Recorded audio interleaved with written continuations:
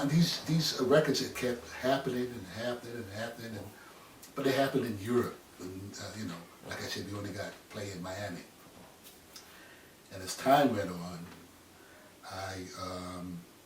I kept writing, and I met a gentleman by the name of Russell Timmons, not Simmons, Timmons. He had a couple of hits out on Tyrone Brunson, a couple other artists. And I met him, and he said that he heard some music by me, and he wanted to record me. And like I said, I was writing all the time, so I had a bunch of stuff. And we chose from the music that I had, and we came up with that Talk to Me album. So I'm going to sort of segue back to home.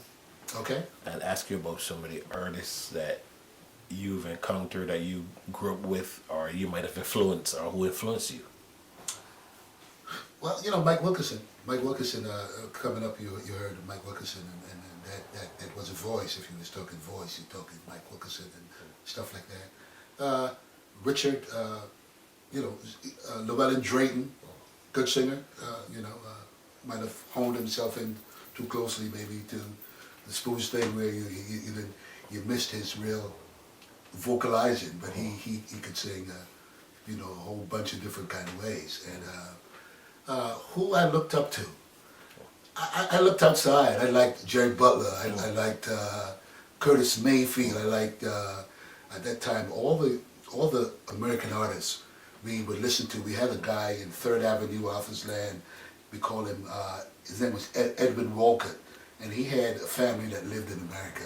So he had the latest songs, and we would stay up late at night, just our ears to this speaker, and he played the Tams, Curtis Mayfield, and that's where we kind of honed in on.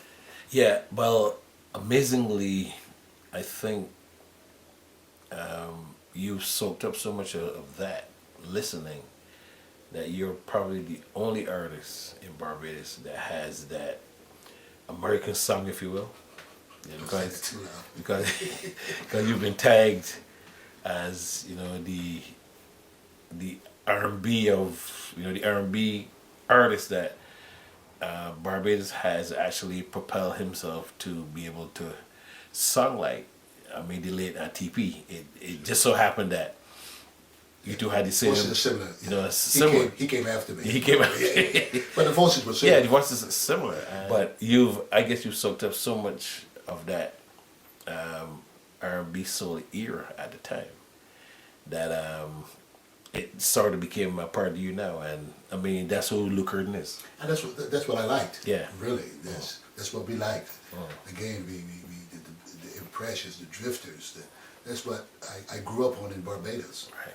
And I carried it with me. Yeah. And I had a chance to work with some of these people. Yeah. I mean, with the first song with the Invitations, worked with Bobby Womack, worked with the Dells, the Temps, right.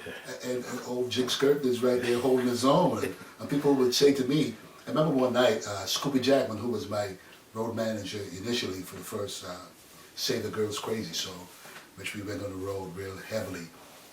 We opened for Bobby Womack in North Carolina and South Carolina. And after the first night, Scooby came and told me, Bobby wants to talk to you, man. I said, okay. I said, I went in the back and said, what's up, man? He said, come on in. I said, what's your name? I said, my name is Lew Kirton. He said, where you from, man? I said, I'm from Barbados. Well, the stare on his face was like, he said, get out of here, man. You from where? Barbados, singing like that, man? And that's the kind of things that happen when, like you said, voice, talking, and then approach of song is two totally different things. Right. Yeah, exactly. So I think that's why the longevity you have comes from, first of all, your experience and the voice. Yeah, well, I think I'm blessed in that area. Well, as a single, let's call a speed a speed. Yeah. The chord's been good. Yeah, right. So, Luke, after speaking and expounding on your whole experience, how do you see entertainment today in let's say Barbados, for instance, and North America where you reside? Right. I mean, it's quite evident that to me, you have to show through like a Rihanna. Just looking at the business end of it, you're more acceptable or more worthy, or you get a better listen if you come across with, being able to master or manage the sound here, which is the sound worldwide. But what I've seen now over time, and I've seen that what they're doing in Barbados is actually catching on in places like LA. That rhythmic soca type of thing, but done for a world kind of market, which I don't think we have. Although some is doing that, I don't want to misspeak or anything like that. But I think that when I listen to Panama and all those other Spanish things that are hitting those rhythms, it's comparable. How do we match up with that and get to be a part of it in some big way, so all of my buddies could jump on it and get good careers out of it? I think they gotta get up to the production end of it and think worldly and do other things. But the rhythm that they're going after, if they incorporate some other things there, because I hear some things that really turn me on in terms of rhythm. And when I listen to some of the rhythms that are happening, the Bobby Brown, the Chris Brown things, and I can't remember the names. I don't know the names, but I'm hearing, because my mother's from Panama, so I'm used to the rhythms. And if we were to hone in on those rhythms and produce them properly, I think Barbados could do real big things. 2013. What's new for you? What's happening? Well, initially, I'm still writing and trying to record, and hopefully I'll answer my days, package them into an album at some point during the course of the year. But to start the year, I have in my possession a CD from a company in Europe called Expansion, who for the past, I would say, 8-9 years, put together an annual CD. So this is 212 CD. It's called Soul Togetherness. And I'll just read a couple of the artists that's on there, and I'm grateful. You got Lew Kirton is on there.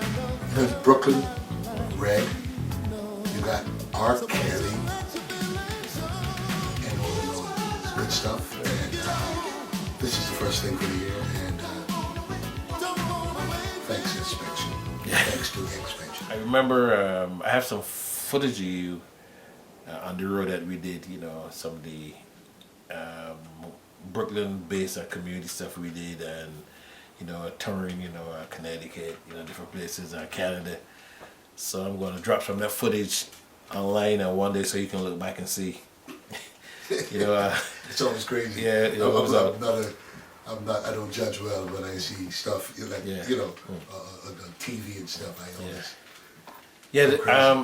And there's actually one on YouTube. You probably saw it. There was a show with Clarence Thompson and actually the Opals, the Merrymen, and you were called on stage. Mike Wilkinson came up and sang. With Richard Stout. Yeah, I saw that. I saw you in the background smiling and blowing. Right. And the guy now who's the Chief Justice, or what is he now? Martin Gibson. Martin Gibson. Excuse me, Sir Martin. Sir Martin Gibson. I'm so sorry, sir. Played bass. Yeah, I did see that. Yeah. I died laughing. It was good though, and I saw you in the back, like having fun with it. I was like, that was crazy. I said, I heard that, right? It just goes to show the longevity of good and great artists. And we've lost quite a few. Like, the last couple of days, Norma Stout, Mike, some of the, even like, Freer Gibson. yeah, Rick Gibson, even like, you know, the musicians that we don't actually consider or even be out front, like Java, Yes. recently, you know, so stuff like that. And you know, I hope that my brother Clarence Thompson, you know, I really, you know, recover from his illness, you know, because he's a good guy. But that's a voice. Yeah, no, that's the voice. That's a real voice.